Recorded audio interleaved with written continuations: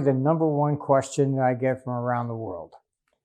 And that is, what about inflation? How come it has not increased when the central banks have been increasing the money supply dramatically ever since the 2007 to 2009 financial crisis? Because there has been no increase really in inflation, yet a dramatic increase in money supply, then we have the other camp, which is the new modern monetary theory group, saying this proves we can just print whatever we want and there will never be inflation. So how are we dealing with this anomaly? We have other people saying, oh, you better buy, gold or whatever, because this is all going to be hyperinflation, the dollar is going to collapse. These are all wild theories that are running around. We just really have to look at what is the real truth. Most of your academics, ever since Kagan back in 1956 tried to look at hyperinflation, they tend to have assumed that hyperinflation is only possible with paper money. But inflation has existed, and hyperinflation, even during coinage periods. In fact, we have Gresham's law, when he observed that the debasement of the silver coinage from Henry VIII in England led to inflation. And he basically came up with his law saying that bad money, the debased money, would drive people to hoard the good money. And this is really important to understand. So that existed before paper money. Now we have this situation where people keep saying, oh, fiat money, this is the issue. And it's really not. What we have is a question of confidence in government. And looking at even the Roman Empire, the silver content collapsed from about 50% down to almost zero within just 8 years. And that was following the capture of the Roman Emperor Valerian I by the Persians. They turned him into a slave. Once that happened, other barbarian tribes in the north said, gee, they got away with it, we can do the same. So then you have the barbarians starting to invade. This collapsed the confidence in the government, in the Roman Empire. For the first time, they saw themselves as being vulnerable. So we find hordes of Roman coins still being dug up throughout Europe, from England all the way down. So it was a collapse in the confidence of government. This is what is really critical. If we look at the German hyperinflation, they easily attribute, oh, they just printed money and that was really the hyperinflation. And not true. What came first? And there was the 1918 Communist Revolution in Germany. When that was happening, anybody that had half a brain was converting their money to any foreign currency. And they were, at the same time, they were hoarding whatever coins they had that were in silver or gold. So the communists there were actually inviting Russia to come in and take over Germany. So people don't look. This is the precursor. What causes people to take the money out and hoard it? Because as they're hoarding it, why even like Henry VIII starts debasing? Mainly because as the more coinage it was being hoarded, the more the money supply actually shrunk. So the king then had to increase the money supply in order to pay its bills. Germany was the same thing with paper money. So it's really the chicken or the egg. What comes first?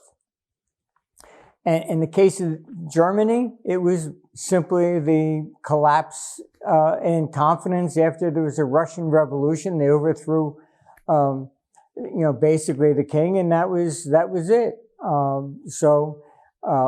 We have the Weimar Republic developing. Even if you look at France, The assignats went through major hyperinflation. Again, you have the overthrow of the king, the collapse of the government. There is no monetary structure. All right, just look at what's happened with the lockdowns.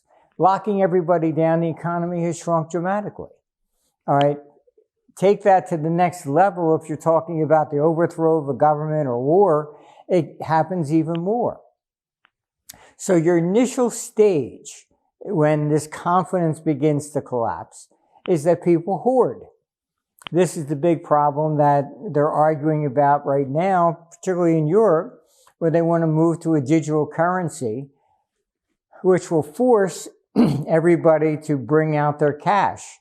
So what they're basically doing in Europe routinely is they cancel the currency. The United States has never done that, so we have to look at things from everybody else's perspective. A U.S. $5 bill from 1861, you can still go spend it if you want. Of course, it's worth a lot more to a collector, but nevertheless, it's still legal tender. That's not the case in Europe. They cancel currency routinely. So it's not behooving upon them to actually hoard money, and if they do have it in euros, what's going to happen is they just cancel it and force them to come out. So we have people that in Europe, they're hoarding dollars because Europe can cancel the euro, but they can't cancel the dollar. That's the same exact pattern that took place during the German hyperinflation precursor period. People started immediately when there's a communist revolution developing, you're going to leave your money in the bank. I mean, they already knew what the communists were doing in Russia, confiscate everybody's assets. So they started moving them out. And this is what is normal, I would say, human nature will respond in that way. So what we really have to look at is that, yes, we've had a dramatic increase in the money supply. And if these theories that increasing the money supply is going to create inflation, then from 1980 to present time, I mean, gold was $875 back then.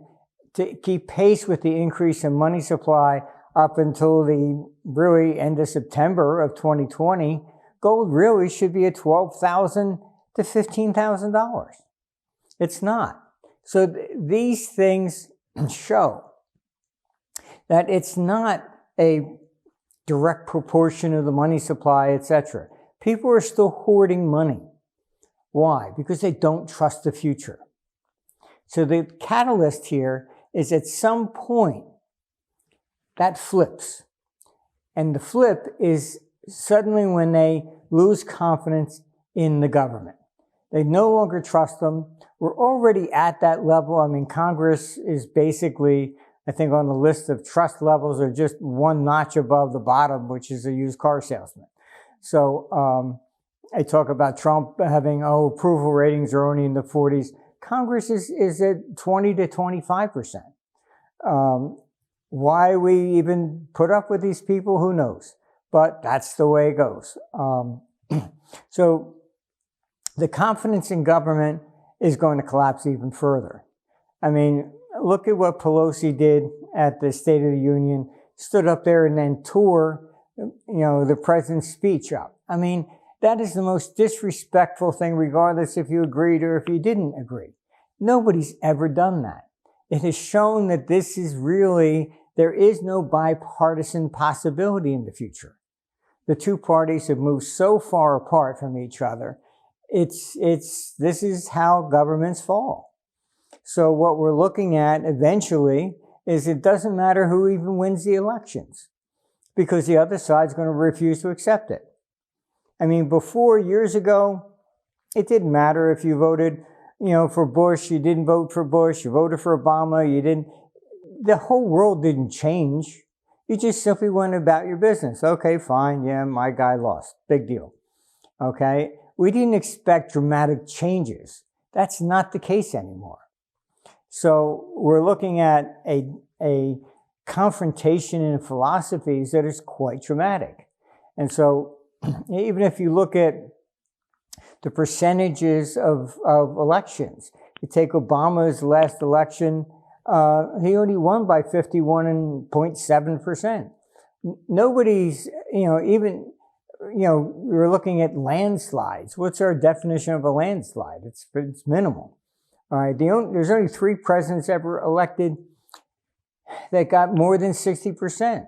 That was FDR in 36. Johnson, after Kennedy was assassinated, it was more of a sympathy vote. And Richard Nixon, who promised to take everybody out of Vietnam. That was it. Nobody else has even come close to 60%.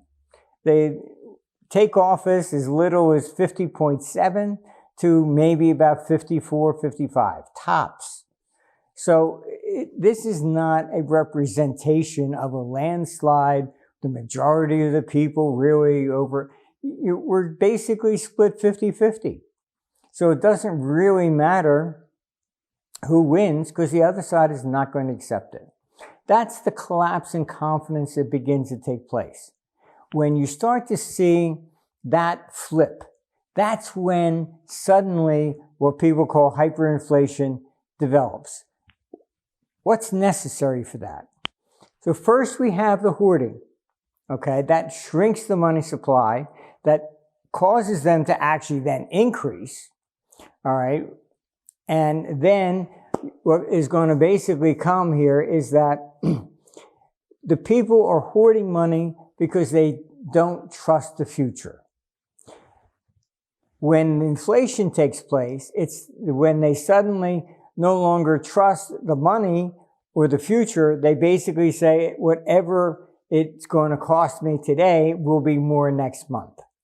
So that's when people start spending the money as fast as they possibly can, buying art,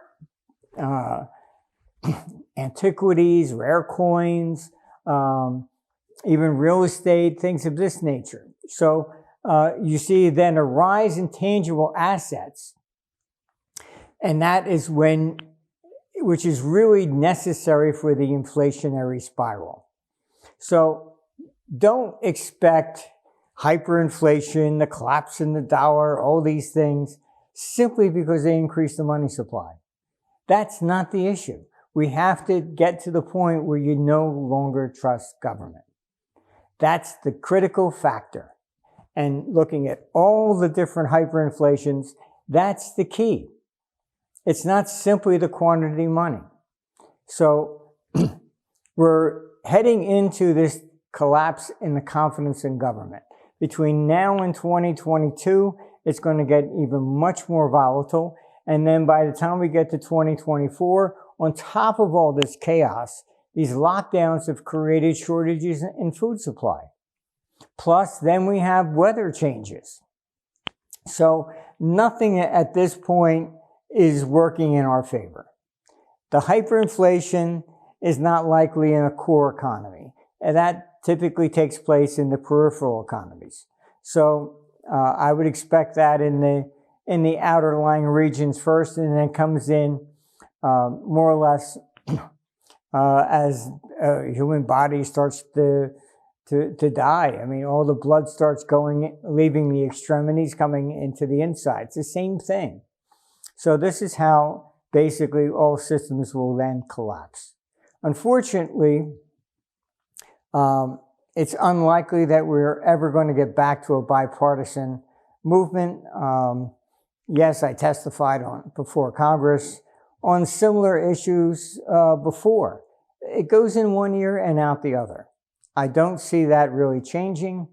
So at this stage in the game, yes, there will be inflation, but you have to understand what to look for, and that will be the key. It's confidence. It's not simply the quantity of money. So I hope this explains things a little bit better, and just take a step back and stop listening to the rhetoric and look at the reality of all of this. So thank you very much.